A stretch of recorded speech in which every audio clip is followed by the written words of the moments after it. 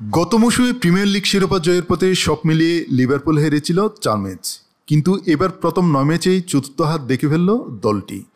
লিগে প্রথম 5 ম্যাচ জেতার পরেই টানা 4 ম্যাচ হারল আনফিল্ডের ক্লাবটি। সর্বশেষ গতকাল শনিবার রাতে ব্রেন্টফোর্ডের মাঠে লিভারপুলের হার 3-2 গোলে।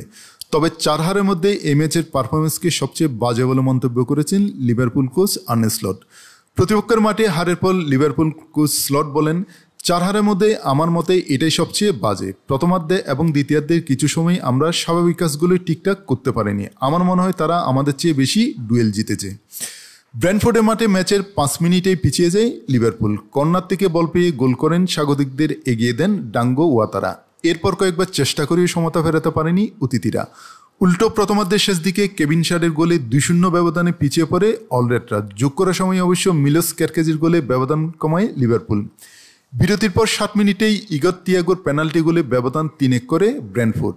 ম্যাচের শেষ দিকে 89 মিনিটে 6 ম্যাচের খরা কাটিয়ে গোলে ফেরেন মোহাম্মদ সালাহ। ব্যবধান কমে আসে 3-2। তবে হারের রাতে তৃতীয় গোলটির আর দেখা পায়নি বর্তমান চ্যাম্পিয়নরা। এর ফলে 2021 সালের ফেব্রুয়ারির পর প্রথমবারের মতো টানা 4 হার নিয়ে মাঠ ছাড়ল লিভারপুল।